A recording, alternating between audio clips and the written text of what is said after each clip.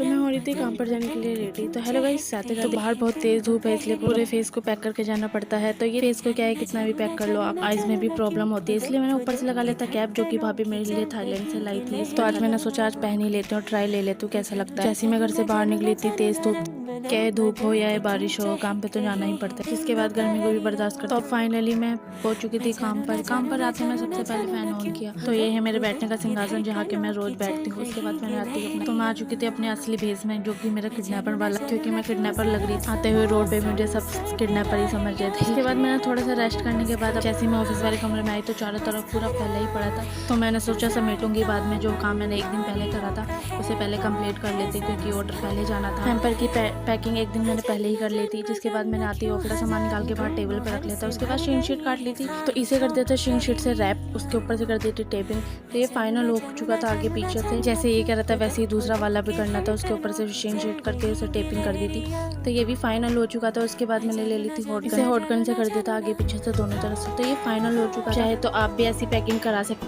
क्योंकि पैकिंग करने के बाद उसकी वैल्यू और बढ़ जाती है। क्या है कपड़े की पैकिंग, अगर आप सबको भी ऐसी पैकिंग करानी है तो नीचे दिए हुए नंबर पे कांटेक्ट करें या आईडी को फॉलो कमेंट में भी बोल सकते हो। तो इसे फाइनल शिंक शीट से पैक करने के बाद जो टॉफी वाली शीट थी उसे मैंने उसके अंदर रैप कर दिया था। अब इसके ऊपर से बो भी लगानी थी, तो मैं रेड कलर के रिबन से उसकी बो भी बना ली थी।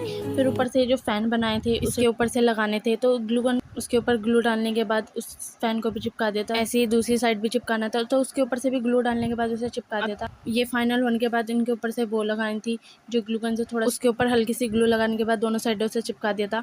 तो ये भी फाइनल हो गए थे। आप देख, ये फाइनल होने के बाद इतने प्रीटी लग रहे थे, बिल्कुल टॉफी शेप रख दी, पीछे आगे से बहुत ही प्यारे लग रहे थे। तो ये फाइनल हो गए थे। तो प्लीज़ कमेंट में ज़रूर बताना गाइस कैसे लगे। अगर आप सबको भी ऐसे कराने हैं तो आप सब कमेंट में बोल सकते।